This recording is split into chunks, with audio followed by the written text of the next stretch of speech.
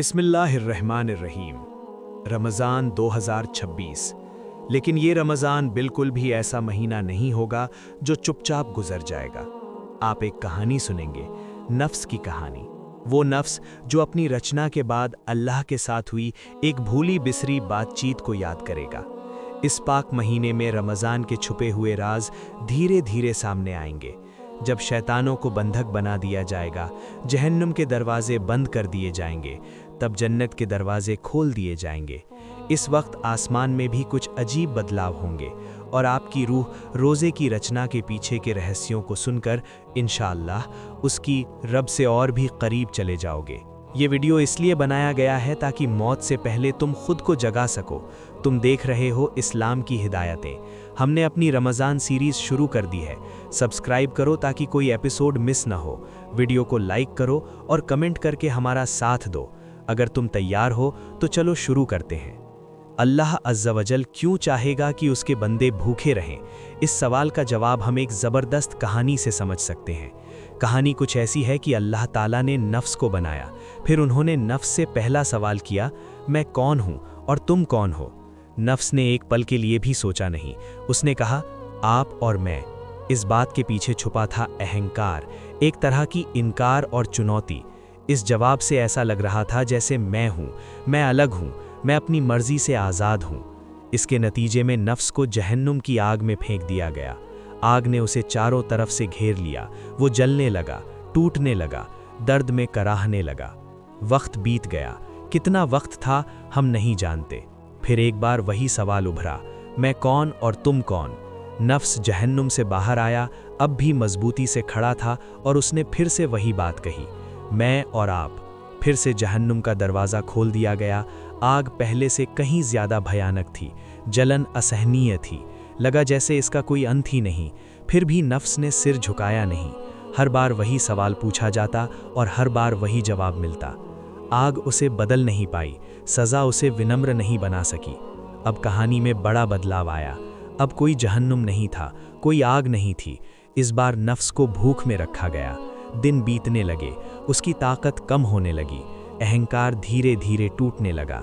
जिस पर उसे इतना विश्वास था वो भी डगमगाने लगा। जिसे वो इतने दिन मैं कहकर बड़ा समझता था, वो अस्तित्व ही कमज़ोर पड़ गया। फिर से वही सवाल सुनाई दिया, मैं कौन हूँ और तुम कौन हो? इस बार नफ्स को जवाब देने में उसे तकलीफ़ हो रही थी, उसकी आवाज़ कांप रही थी। उसने कहा, आप मेरे रब हैं और मैं आपका कमज़ोर बंदा हूँ। ठीक उसी पल उसके अंदर का अहंकार टूटकर चूर चूर हो गया। इस घटना के पीछे एक गहरी सीख छुपी है। आग नफ्स को तकलीफ़ देती है, उसे जलाती है, लेकिन उसे नम्र नहीं बनाती। सज़ा उसे डराने की कोशिश कर सकती है, फिर भी उसके अंदर का अहंकार नहीं टूटता। लेकिन भूख, वही भूख नफ्स को छोटा कर देती है। भूख उसे अपनी सीमाएं समझाती है और आखिरकार भूख उसे आत्मसमर्पण करने पर मजबूर कर देती है। इसलिए तसव्वुफ़ की शिक्षा में कहा गया है कि नफ्स सज़ा पाकर सिर नहीं झुकाता, वो तब सिर झुकाता है जब वो खुद को कमज़ोर समझता है। और इंसान की सबसे बड़ी कमज़ोरी में से एक है भूख। इसलिए अहंकार तोड़ने और नफ्स को काबू में रखने के लिए जो आज के दौर में हमारी बड़ी ज़रूरत है, सबसे असरदार हथियार रोज़ा है। रोज़ा सिर्फ़ एक आम इबादत नहीं है। रमज़ान सिर्फ़ कमज़ोर इंसानों को भूख का एहसास नहीं कराता, बल्कि ताकतवर लोगों को भी भूख का स्वाद चखाता है। क्योंकि हर इंसान के अंदर, चाहे उसे पता हो या ना हो, छोटे छोटे फिरौन और छोटे छोटे नमरूद जन्म लेते रहते हैं। ये छोटे तानाशाह चुपके चुपके अंदर ही अंदर बड़े होते रहते हैं। एक नफ्स के जैसे उसका खुद का एक सिंहासन होता है। जो नफ्स हमेशा चाहता है कि सब कुछ उसकी मर्जी से हो, वो पाने का आदी है, वो भोगने का आदी है। लेकिन रमज़ान आते ही ये अंदर का सिंहासन हिलने लगता है। इंसान फिर से सोचने लगता है कि वो असल में एक बंदा है। वो गहराई से महसूस करता है कि वो किसी के अधीन है। उसका शरीर खाना मांगता है, घर में खाना है, जेब में पैसे भी हैं, फिर भी सब कुछ सामने होने के बावजूद वो खाने का हाथ नहीं बढ़ाता, क्योंकि अभी तक आदेश नहीं आया है। क्योंकि वो जानता है कि उसका एक मालिक है और जो वो आदेश देता है वही आखिरी है।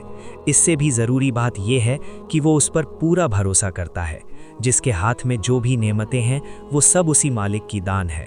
सब कुछ सही तरीके से सामने होने के बावजूद वो खाने को हाथ नहीं लगाता। प्यास से गला सूख जाता है, फिर भी वो पानी नहीं पीता। कमज़ोरी महसूस करने के बावजूद वो धैर्य से इंतज़ार करता है। वो इंतज़ार करता है अल्लाह के आदेश का, और वो आदेश आता है शाम की अज़ान के साथ। लेकिन रोज़ा सिर्फ़ एक व्यक्तिगत इम्तिहान नहीं है।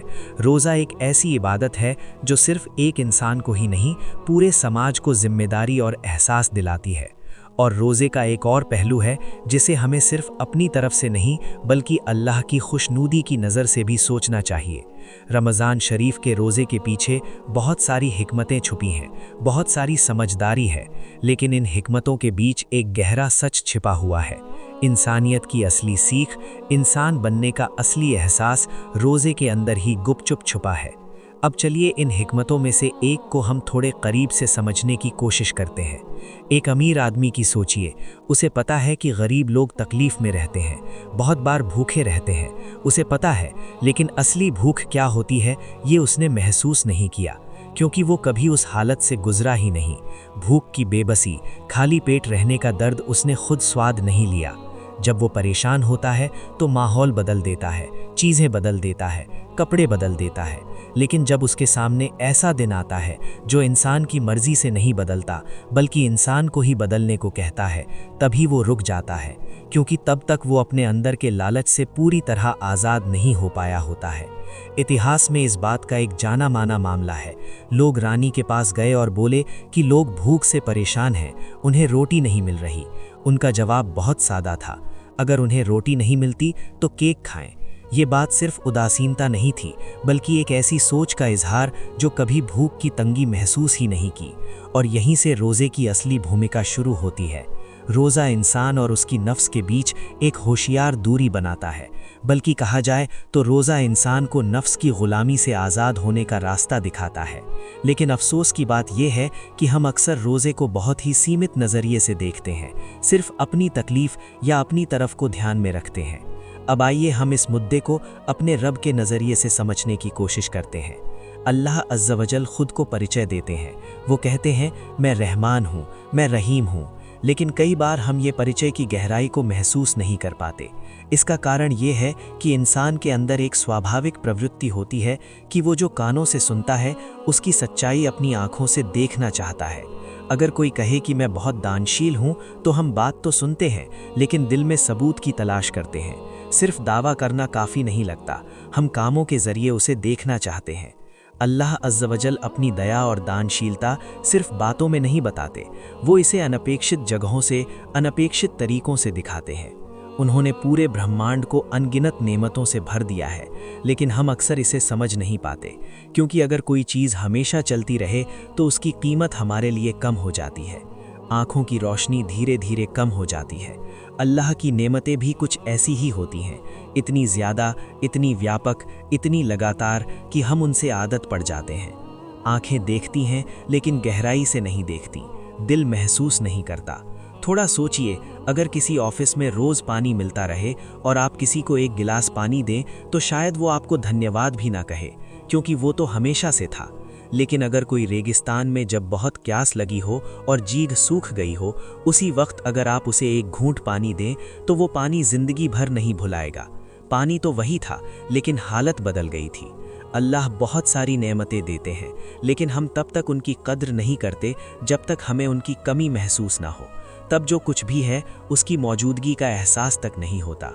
इसी वजह से रमज़ान में अल्लाह हमारे पेट का एक दरवाज़ा बंद कर देते हैं। खाना सामने होते हुए भी खाने की इजाज़त नहीं होती, और तभी कमी हमसे बात करने लगती है। इसी कमी के ज़रिए इंसान फिर से समझना सीखता है कि उसके पास जो कुछ है उसकी कीमत कितनी बड़ी है। जैसे मान लीजिए किसी के पैर की बड़ी सर्जरी हुई हो, बहुत दिनों तक वो चल नहीं पाया, शायद बिस्तर पर पड़ा रहा, शायद व्हील चेयर में था। फिर जब वो ठीक होने लगता है, पहली बार अपने पैरों पर खड़ा होता है, वो चलना शायद बहुत आसान नहीं होता, पैर कांपते हैं, धीरे धीरे चलता है, लेकिन वो छोटी सी कमज़ोरी, उस कदम से उसे बहुत खुशी मिलती है। क्यों?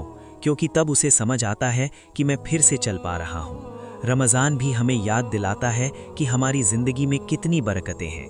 यही सोचने से कृतज्ञता जागती है, और बिना कृतज्ञता के आखिरत की कामयाबी मुमकिन नहीं।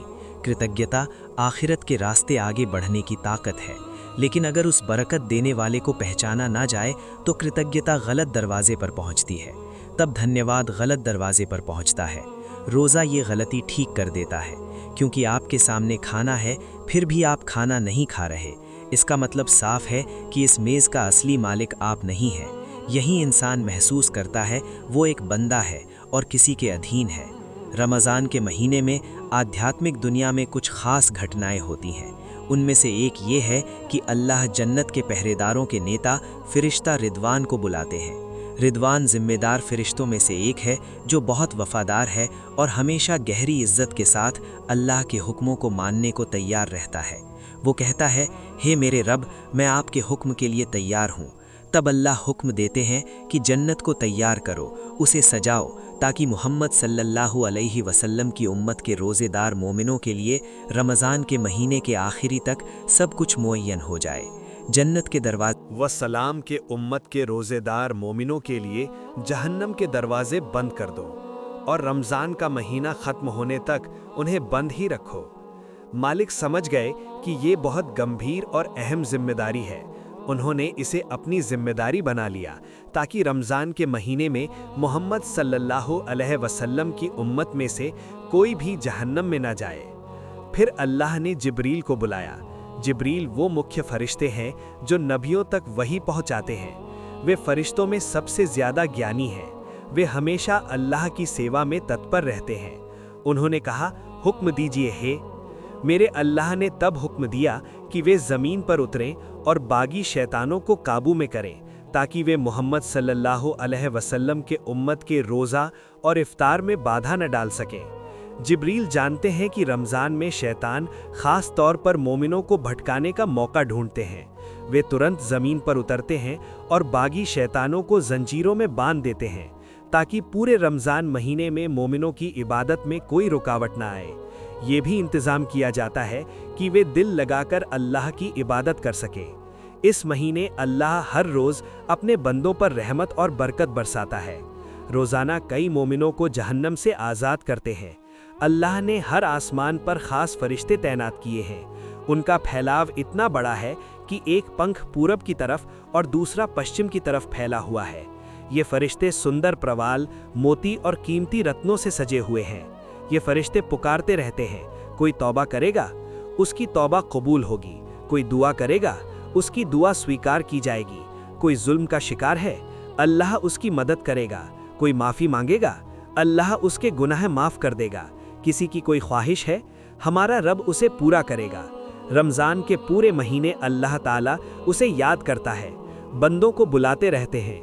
वे जैसे खुशखबरी देते हैं, हे मेरे बंदो, तुम्हारे लिए खुशखबरी है, धैर्य रखो, इबादत में लगे रहो, जल्द ही मैं तुम्हारा दर्द दूर कर दूंगा और तुम मेरी रहमत तक पहुंच जाओगे।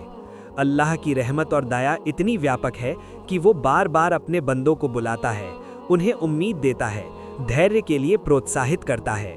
वो वादा करता है कि तकलीफ दूर होगी, रहमत नाजिल होगी। रमज़ान की सबसे बरकत वाली रात लैलतुल क़द्र पर जिब्राईल अलैहिस्सलाम सम्मानित फरिश्तों के साथ ज़मीन पर उतरते हैं। वे इबादत करने वालों के लिए दुआ करते हैं, उनकी माफ़ी के लिए अल्लाह से प्रार्थना करते हैं। लैलतुल क़द्र एक ऐसी रात है जो अनंत बरकत से भरी होती है। जो लोग इस रात को इबादत में बिताते हैं, अल्लाह उन्हें अनगिनत नेमतें अता करते हैं। आखिर में कहा जा सकता है कि रमज़ान की पहली रात में रिदवान, मालिक और जिब्राईल को दिया गया अल्लाह का हुक्म हमें याद दिलाता है कि ये महीना सिर्फ रोज़ा रखने का समय नहीं है, ये हमारे ऊपर हमारे रब की अनंत कृपा और दया का इजहार है। रमज़ान इबादत, सब्र और समर्पण का महीना है। जो लोग इस महीने में अल्लाह को ज़्यादा से ज़्यादा याद करते हैं, अल्लाह ताला उन्हें रहमत और माफ़ी अता करते हैं।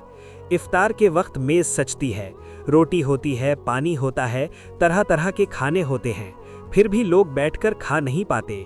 ये नज़ारा रमज़ान की सबसे खामोश लेकिन सबसे गहरी सीखों में से एक है। असल बात सिर्फ भूख नहीं है, असल बात ये है कि सामने जो चीज़ हो और मन हो भी, फिर भी हाथ न बढ़ाना। इस जगह पर आकर इंसान पहली बार साफ साफ समझता है कि ये मेज़ मेरी नहीं है। आम दावत में बिना मेज़बान की इजाज़त के आप खाना शुरू नहीं करते, ये तो तहज़ीब का हिस्सा है। लेकिन रमज़ान में एक अलग बात होती है। यहाँ अगर कोई कहे खाओ, तब भी आप नहीं खा सकते, क्योंकि यहाँ सबसे ऊपर अल्लाह का हुक्म चलता है। यहाँ इंसान सीखता है कि वो किसकी हिदायत का इंतज़ार कर रहा है। रमज़ान सबसे आसान तरीके से इंसान को याद दिलाता है कि वो एक बंदा है। इंसान हलाल खाना भी हाथ नहीं लगाता, चाहे वो उसके सामने ही क्यों ना हो, क्योंकि उसका आदेश ऐसा ही है। यहाँ एक नाजुक सच साफ होता है कि कोई चीज़ खुद में हलाल या हराम नहीं होती। हलाल और हराम अल्लाह के हुक्म से तय होते हैं। रोटी हलाल है, पानी हलाल है, लेकिन ख़ास वक्त से पहले आप उसे ले नहीं सकते। ये दिखाता है कि नियम अल्लाह के अधीन नहीं होते, बल्कि नियम अल्लाह की तरफ से आते हैं। रमज़ान की नेज़ पर बैठकर इंसान अल्लाह की रबूबियत, उसकी हुकूमत को सबसे ज़्यादा महसूस करता है। वो समझता है कि मैं सिर्फ हराम से ही नहीं, हलाल से भी खुद को रोक रहा हूँ। यही एक सीख इंसान को ट्रेनिंग देती है। जो इंसान रमज़ान में हलाल होते हुए भी खुद को काबू में रख सकता है, वो रमज़ान के बाद हराम से भी दूर रह पाता है। क्योंकि रमज़ान एक ट्रेनिंग है जो चुपचाप कड़ी होती है, लेकिन अंदर से गहरा बदलाव लाती है। अल्लाह रमज़ान की सीमाएं तय करते हैं ताकि इंसान अपनी नफ्सी और पशुवत प्रवृत्तियों से आज़ाद हो सके। इन सीमाओं का केंद्र पेट होता है। पेट ही कई ज़रूरतों का केंद्र होता है। जब भी अल्लाह इस प्रवाह को कम कर देते हैं तो स्वाभाविक तौर पर बदलाव आता है। अमूमन दिमाग शाम को सोचता रहता है कि क्या खाया जाएगा, आंखें खाने की तलाश में रहती हैं, नाक खुशबू सूंघती है, जीभ स्वाद के इंतज़ार में रहती है, हाथ पैर सेवा में व्यस्त रहते हैं। सब कुछ जैसे पेट की मांग के इर्द गिर्द घूमता है। लेकिन जब भी ये सिलसिला रुक जाता है, पूरी व्यवस्था जैसे ठहर सी जाती है। और तब इंसान अपने अंदर सवाल उठाता है, क्या मैं सिर्फ खाने पीने के लिए ही बनाया गया हूँ? आंखें, दिमाग, जीभ, नाक, हाथ पैर धीरे धीरे अपने असली मकसद की ओर वापस लौटते हैं। यही तो रमज़ान की खामोश क्रांति है, जो बाहर नहीं बल्कि इंसान के अंदर बदलाव लाती है। ये क्रांति चुपचाप है, लेकिन अंदर से बहुत गहरी है। जो ये मायने नहीं समझते वे समझ नहीं पाते, बस कहते हैं रमज़ान में मुझे परेशान मत करो। वे आसानी से अंदर ही अंदर गुस्सा हो जाते हैं और बेचैन रहते हैं, क्योंकि जब पेट को कंट्रोल किया जाता है तो जो खालीपन बनता है उसे भरना होता है, लेकिन उन्हें नहीं पता कि कैसे। ये खालीपन कुरान की तिलावत, नमाज, खुद के बारे में सोचने और आत्मविश्लेषण से भरना चाहिए। लेकिन अगर किसी को ये आध्यात्मिक बातें समझ ना आए तो वही खालीपन उसे बेचैन और परेशान करता है, जबकि यही खालीपन है जहां इंसान असली इंसान बनता है।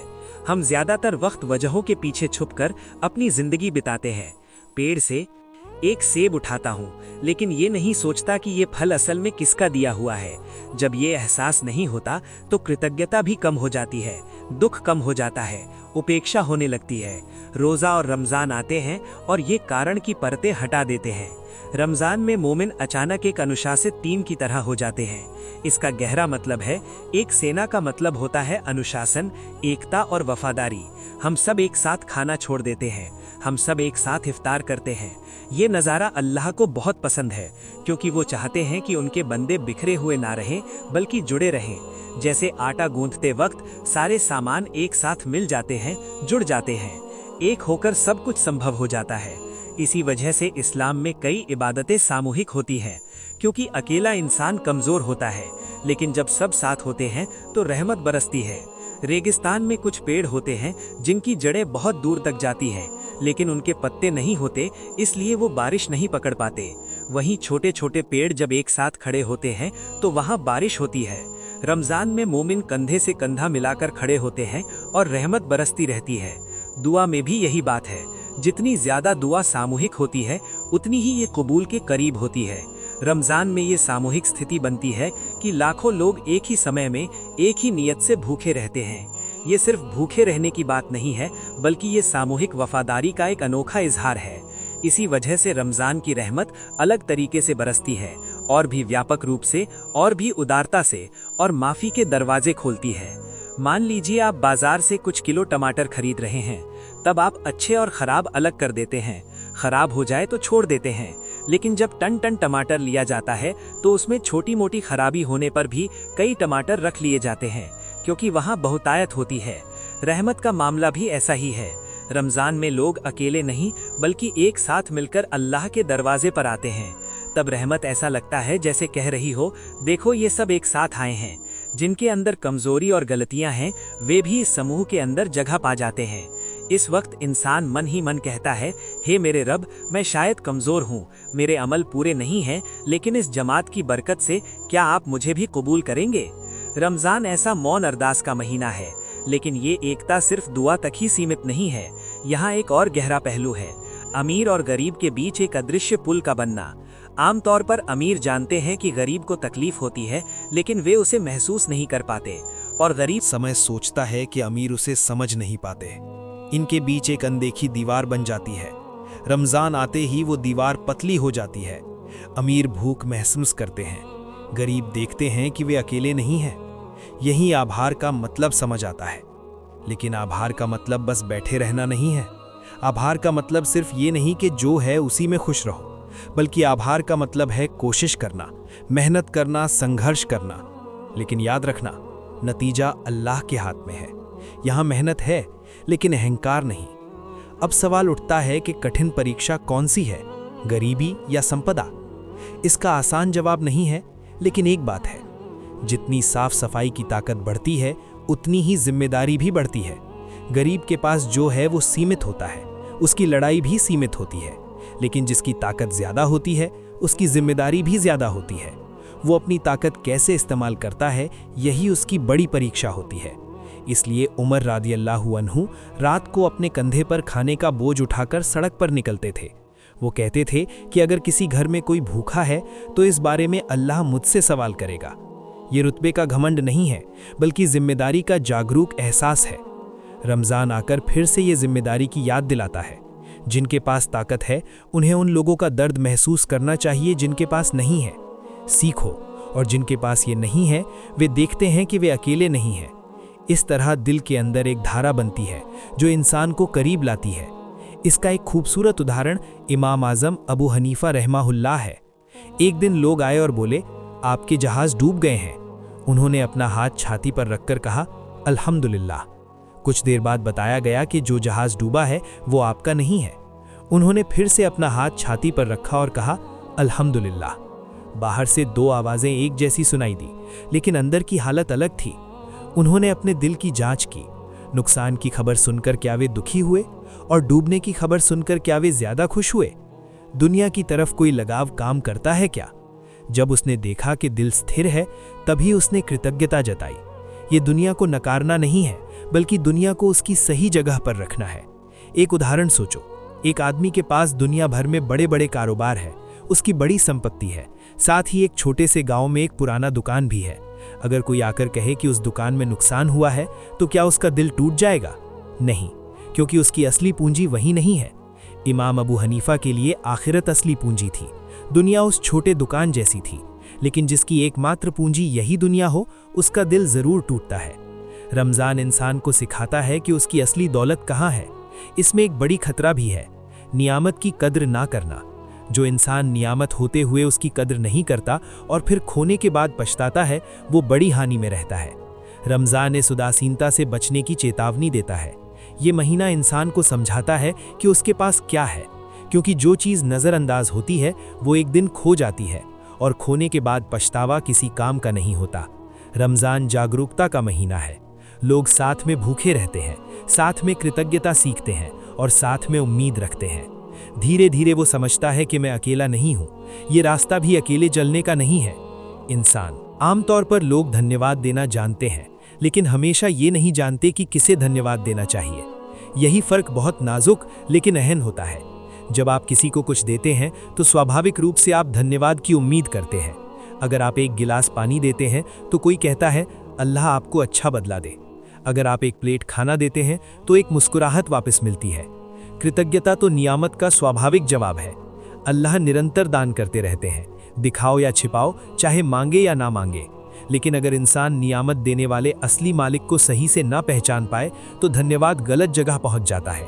तब कृतज्ञता धीरे धीरे अनजाने में किसी और रूप में बदल जाती है, ले सकता है।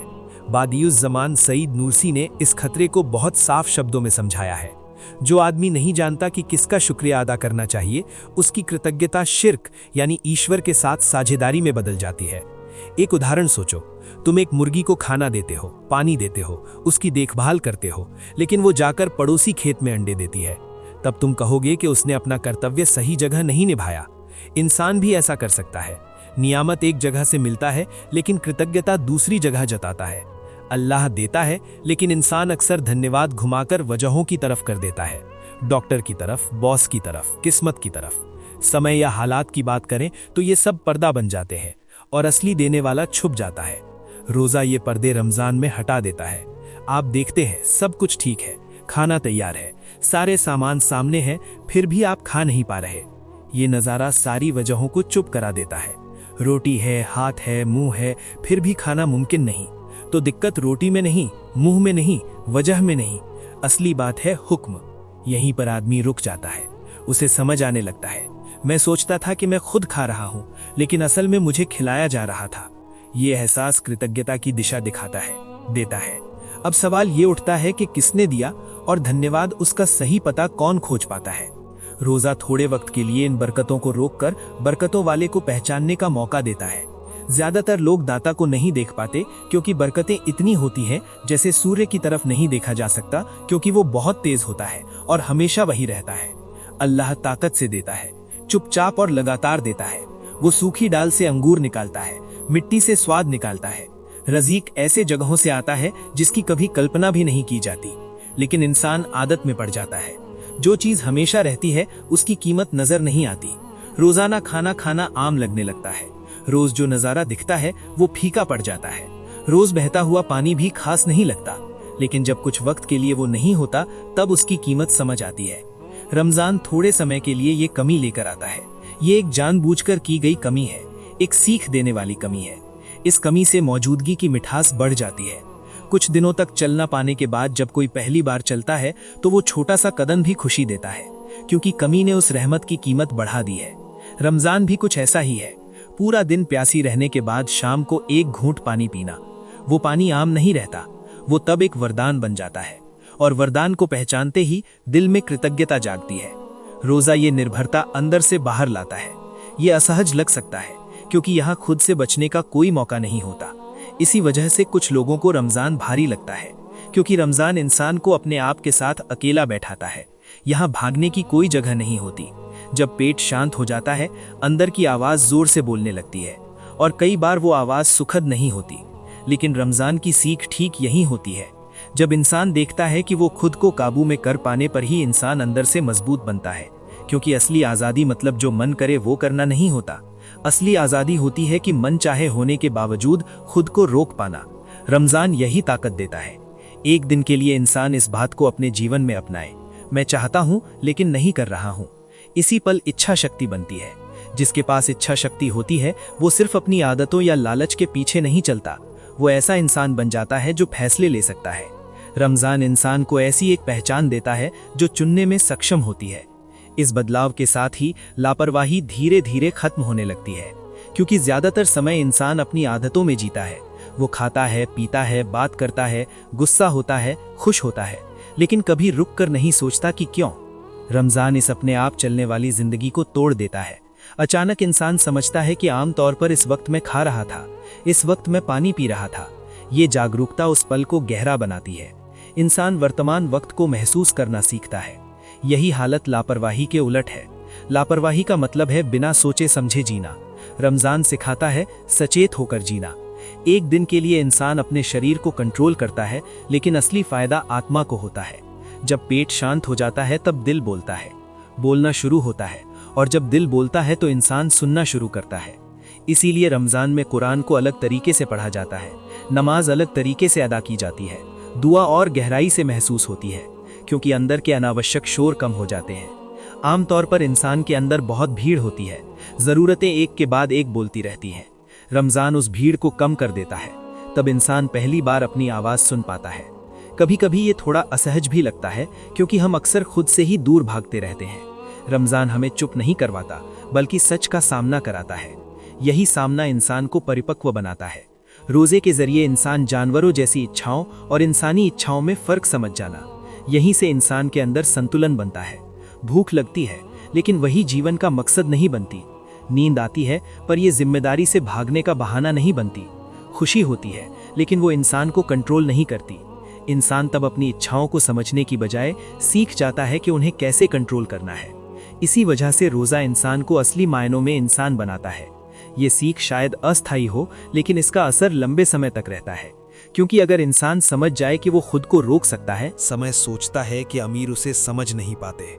इनके बीच एक अनदेखी दीवार बन जाती है। रमजान आते ही वो दीवार पतली हो जाती है। अमीर भूख महसूस करते हैं, गरीब देखते हैं कि वे अकेले नहीं हैं। यही आभार का मतलब समझ आता है। लेकिन आभार का मतलब बस बैठे रहना नहीं है।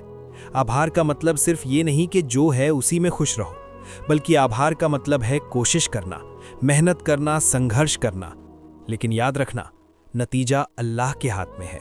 यहां मेहनत है, लेकिन अहंकार नहीं। अब सवाल उठता है कि कठिन परीक्षा कौन सी है, गरीबी या संपदा? इसका आसान जवाब नहीं है, लेकिन एक बात है, जितनी साफ सफाई की ताकत बढ़ती है, उतनी ही जिम्मेदारी भी बढ़ती है। गरीब के पास जो है वो सीमित होता है, उसकी लड़ाई भी सीमित होती है। लेकिन जिसकी ताकत ज्यादा होती है, उसकी जिम्मेदारी भी ज्यादा होती है।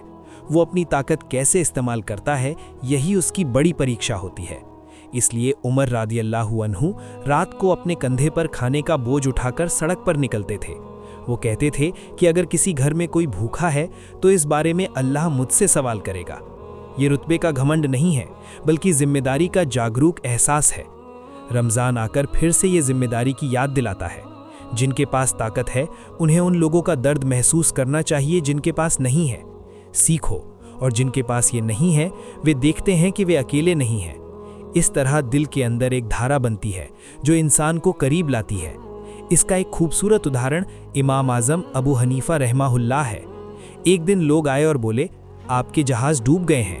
उन्होंने अपना हाथ छाती पर रखकर कहा, अल्हम्दुलिल्लाह। कुछ देर बाद बताया गया कि जो जहाज डूबा है वो आपका नहीं है। उन्होंने फिर से अपना हाथ छाती पर रखा और कहा, अल्हम्दुलिल्लाह। बाहर से दो आवाज़ें एक जैसी सुनाई दी, लेकिन अंदर की हालत अलग थी। उन्होंने अपने दिल की जांच की। नुकसान की खबर सुनकर क्या वे दुखी हुए, और डूबने की खबर सुनकर क्या वे ज्यादा खुश हुए? दुनिया की तरफ कोई लगाव काम करता है क्या? जब उसने देखा कि दिल स्थिर है, तभी उसने कृतज्ञता जताई। ये दुनिया को नकारना नहीं है, बल्कि दुनिया को उसकी सही जगह पर रखना है। एक उदाहरण सोचो, एक आदमी के पास दुनिया भर में बड़े बड़े कारोबार है, उसकी बड़ी संपत्ति है, साथ ही एक छोटे से गांव में एक पुराना दुकान भी है। अगर कोई आकर कहे कि उस दुकान में नुकसान हुआ है, तो क्या उसका दिल टूट जाएगा? नहीं, क्योंकि उसकी असली पूंजी वही नहीं है। इमाम अबू हनीफा के लिए आखिरत असली पूंजी थी। दुनिया उस छोटे दुकान जैसी थी, लेकिन जिसकी एकमात्र पूंजी यही दुनिया हो, उसका दिल जरूर टूटता है। रमज़ान इंसान को सिखाता है कि उसकी असली दौलत कहाँ है। इसमें एक बड़ी खतरा भी है, नियामत की कद्र ना करना। जो इंसान नियामत होते हुए उसकी कद्र नहीं करता और फिर खोने के बाद पछताता है, वो बड़ी हानि में रहता है। रमज़ान इस उदासीनता से बचने की चेतावनी देता है। ये महीना इंसान को समझाता है कि उसके पास क्या है, क्योंकि जो चीज़ नज़रअंदाज होती है वो एक दिन खो जाती है, और खोने के बाद पछतावा किसी काम का नहीं होता। रमज़ान जागरूकता का महीना है। लोग साथ में भूखे रहते हैं, साथ में कृतज्ञता सीखते हैं और साथ में उम्मीद रखते हैं। धीरे धीरे वो समझता है कि मैं अकेला नहीं हूँ, ये रास्ता भी अकेले चलने का नहीं है। इंसान आमतौर पर लोग धन्यवाद देना जानते हैं, लेकिन हमेशा ये नहीं जानते कि किसे धन्यवाद देना चाहिए। यही फर्क बहुत नाजुक लेकिन अहम होता है। जब आप किसी को कुछ देते हैं तो स्वाभाविक रूप से आप धन्यवाद की उम्मीद करते हैं। अगर आप एक गिलास पानी देते हैं तो कोई कहता है, अल्लाह आपको अच्छा बदला दे। अगर आप एक प्लेट खाना देते हैं तो एक मुस्कुराहट वापस मिलती है। कृतज्ञता तो नियामत का स्वाभाविक जवाब है। अल्लाह निरंतर दान करते रहते हैं, दिखाओ या छिपाओ, चाहे मांगे या ना मांगे। लेकिन अगर इंसान नियामत देने वाले असली मालिक को सही से ना पहचान पाए तो धन्यवाद गलत जगह पहुंच जाता है। तब कृतज्ञता धीरे धीरे अनजाने में किसी और रूप में बदल जाती है, ले सकता है। बादियुज़ ज़मान सईद नूरसी ने इस खतरे को बहुत साफ शब्दों में समझाया है। जो आदमी नहीं जानता कि किसका शुक्रिया अदा करना चाहिए, उसकी कृतज्ञता शिर्क यानी ईश्वर के साथ साझेदारी में बदल जाती है। एक उदाहरण सोचो, तुम एक मुर्गी को खाना देते हो, पानी देते हो, उसकी देखभाल करते हो, लेकिन वो जाकर पड़ोसी खेत में अंडे देती है। तब तुम कहोगे कि उसने अपना कर्तव्य सही जगह नहीं निभाया। इंसान भी ऐसा कर सकता है। नियामत एक जगह से मिलता है, लेकिन कृतज्ञता दूसरी जगह जताता है। अल्लाह देता है, लेकिन इंसान अक्सर धन्यवाद घुमाकर वजहों की तरफ कर देता है। डॉक्टर की तरफ, बॉस की तरफ, किस्मत की तरफ। समय या हालात की बात करें तो ये सब पर्दा बन जाते हैं और असली देने वाला छुप जाता है। रोज़ा ये पर्दे रमज़ान में हटा देता है। आप देखते हैं सब कुछ ठीक है, खाना तैयार है, सारे सामान सामने हैं, फिर भी आप खा नहीं पा रहे। ये नज़ारा सारी वजहों को चुप करा देता है। रोटी है, हाथ है, मुंह है, फिर भी खाना मुमकिन नहीं। तो दिक्कत रोटी में नहीं, मुंह में नहीं, वजह में नहीं, असली बात है हुक्म। यहीं पर आदमी रुक जाता है, उसे समझ आने लगता है, मैं सोचता था कि मैं खुद खा रहा हूं, लेकिन असल में मुझे खिलाया जा रहा था। ये एहसास कृतज्ञता की दिशा दिखाता है, देता है। अब सवाल ये उठता है कि किसने दिया, और धन्यवाद उसका सही पता कौन खोज पाता है। रोजा थोड़े वक्त के लिए इन बरकतों को रोककर बरकतों वाले को पहचानने का मौका देता है।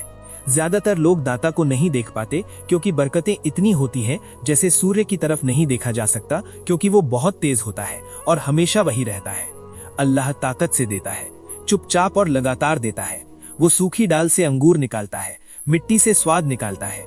रज़ीक ऐसे जगहों से आता है जिसकी कभी कल्पना भी नहीं की जाती, लेकिन इंसान आदत में पड़ जाता है। जो चीज हमेशा रहती है उसकी कीमत नजर नहीं आती। रोजाना खाना खाना आम लगने लगता है। रोज जो नजारा दिखता है वो फीका पड़ जाता है। रोज बहता हुआ पानी भी खास नहीं लगता, लेकिन जब कुछ वक्त के लिए वो नहीं होता तब उसकी कीमत समझ आती है। रमजान थोड़े समय के लिए ये कमी लेकर आता है। ये एक जानबूझकर की गई कमी है, एक सीख देने वाली कमी है। इस कमी से मौजूदगी की मिठास बढ़ जाती है। कुछ दिनों तक चलना पाने के बाद जब कोई पहली बार चलता है तो वो छोटा सा कदम भी खुशी देता है, क्योंकि कमी ने उस रहमत की कीमत बढ़ा दी है। रमजान भी कुछ ऐसा ही है। पूरा दिन प्यासी रहने के बाद शाम को एक घूंट पानी पीना। वो पानी आम नहीं रहता, वो तब एक वरदान बन जाता है, और वरदान को पहचानते ही दिल में कृतज्ञता जागती है। रोजा ये निर्भरता अंदर से बाहर लाता है।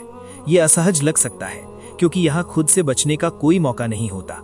इसी वजह से कुछ लोगों को रमजान भारी लगता है, क्योंकि रमजान इंसान को अपने आप के साथ अकेला बैठाता है। यहाँ भागने की कोई जगह नहीं होती। जब पेट शांत हो जाता है, अंदर की आवाज जोर से बोलने लगती है, और कई बार वो आवाज सुखद नहीं होती। लेकिन रमजान की सीख ठीक यही होती है। जब इंसान देखता है कि वो खुद को काबू में कर पाने पर ही इंसान अंदर से मजबूत बनता है, क्योंकि असली आज़ादी मतलब जो मन करे वो करना नहीं होता। असली आज़ादी होती है कि मन चाहे होने के बावजूद खुद को रोक पाना। रमजान यही ताकत देता है। एक दिन के लिए इंसान इस बात को अपने जीवन में अपनाए, मैं चाहता हूं लेकिन नहीं कर रहा हूं। इसी पल इच्छा शक्ति बनती है। जिसके पास इच्छा शक्ति होती है वो सिर्फ अपनी आदतों या लालच के पीछे नहीं चलता, वो ऐसा इंसान बन जाता है जो फैसले ले सकता है। रमजान इंसान को ऐसी एक पहचान देता है जो चुनने में सक्षम होती है। इस बदलाव के साथ ही लापरवाही धीरे धीरे खत्म होने लगती है, क्योंकि ज्यादातर समय इंसान अपनी आदतों में जीता है। वो खाता है, पीता है, बात करता है, गुस्सा होता है, खुश होता है, लेकिन कभी रुक कर नहीं सोचता कि क्यों। रमजान इस अपने आप चलने वाली जिंदगी को तोड़ देता है। अचानक इंसान समझता है कि आम तौर पर इस वक्त मैं खा रहा था, इस वक्त मैं पानी पी रहा था। ये जागरूकता उस पल को गहरा बनाती है। इंसान वर्तमान वक्त को महसूस करना सीखता है। यही हालत लापरवाही के उलट है। लापरवाही का मतलब है बिना सोचे समझे जीना। रमजान सिखाता है सचेत होकर जीना। एक दिन के लिए इंसान अपने शरीर को कंट्रोल करता है, लेकिन असली फायदा आत्मा को होता है। जब पेट शांत हो जाता है तब दिल बोलता है, बोलना शुरू होता है, और जब दिल बोलता है तो इंसान सुनना शुरू करता है। इसीलिए रमजान में कुरान को अलग तरीके से पढ़ा जाता है, नमाज अलग तरीके से अदा की जाती है, दुआ और गहराई से महसूस होती है, क्योंकि अंदर के अनावश्यक शोर कम हो जाते हैं। आमतौर पर इंसान के अंदर बहुत भीड़ होती है, जरूरतें एक के बाद एक बोलती रहती हैं। रमजान उस भीड़ को कम कर देता है। तब इंसान पहली बार अपनी आवाज सुन पाता है। कभी कभी ये थोड़ा असहज भी लगता है, क्योंकि हम अक्सर खुद से ही दूर भागते रहते हैं। रमजान हमें चुप नहीं करवाता, बल्कि सच का सामना कराता है। यही सामना इंसान को परिपक्व बनाता है। रोजे के जरिए इंसान जानवरों जैसी इच्छाओं और इंसानी इच्छाओं में फर्क समझ जाना। यहीं से इंसान के अंदर संतुलन बनता है। भूख लगती है, लेकिन वही जीवन का मकसद नहीं बनती। नींद आती है, पर यह जिम्मेदारी से भागने का बहाना नहीं बनती। खुशी होती है, लेकिन वो इंसान को कंट्रोल नहीं करती। इंसान तब अपनी इच्छाओं को समझने की बजाय सीख जाता है कि उन्हें कैसे कंट्रोल करना है। इसी वजह से रोजा इंसान को असली मायनों में इंसान बनाता है। ये सीख शायद अस्थायी हो, लेकिन इसका असर लंबे समय तक रहता है, क्योंकि अगर इंसान समझ जाए कि वो खुद को रोक सकता है, अंदाज बदलता है। शायद चलने का तरीका नहीं बदलता, लेकिन उसकी इंतजार करने की फीलिंग बदल जाती है। पूरे दिन भूखा रहने के बाद शाम को उसके अंदर एक सुकून सा पैदा होता है। वो जल्दी नहीं करता, लालच में बेचैन नहीं होता, अधीर भी नहीं होता। ऐसा लगता है जैसे वो किसी दावत का इंतजार कर रहा हो, और सच में वो अल्लाह की दावत का इंतजार कर रहा होता है। रमज़ान ऐसा वक्त होता है जब हमेशा के मालिक अपने बंदों को इफ्तार करने की इजाज़त देते हैं, लेकिन ये दावत किसी आम दावत जैसी नहीं होती। यहाँ बुलाए बिना आप नहीं बैठते, वक्त से पहले हाथ नहीं बढ़ाते, फरमान आए बिना शुरू नहीं करते। इंसान पूरा दिन इसी इंतज़ार में रहता है, और यही इंतज़ार खुद एक तरह की इबादत है। इस हालत को समझाने के लिए बेदीद ज़मान एक बहुत बढ़िया मिसाल देते हैं। वो कहते हैं, शाम के वक्त मोमिन ऐसे मेहमान होते हैं जो मेहरबानी से इस इजाज़त के इंतज़ार में खड़े होते हैं। ये तरीका सिर्फ भूख की वजह से नहीं होता, ये एक ऐसा पल होता है जहां वफादारी गरिमा के साथ जुड़ जाती है, क्योंकि वफादारी में भी एक खूबसूरती होती है। कभी इंसान मानता है लेकिन अंदर से असहज रहता है, कभी आत्मसमर्पण करता है लेकिन मन में आपत्ति छुपी होती है। रमज़ान सिखाता है खुद से खुशी खुशी वफादारी करना। मुझे करना पड़ रहा है ऐसा नहीं, बल्कि मैं इंतज़ार कर रहा हूँ। चुपचाप इंतज़ार करना, किसी को दोष दिए बिना। इसी इंतज़ार में इंसान महसूस करता है कि मुझे जो करने को कहा गया है मैं वही कर रहा हूँ, और जब रुकने को कहा जाएगा मैं रुक जाऊँगा। यही उबूदियत का शुद्ध रूप है। उबूदियत सिर्फ नमाज में सजदा करना नहीं है। उबूदियत का मतलब है जिंदगी की लय को अल्लाह के आदेश के मुताबिक ढालना।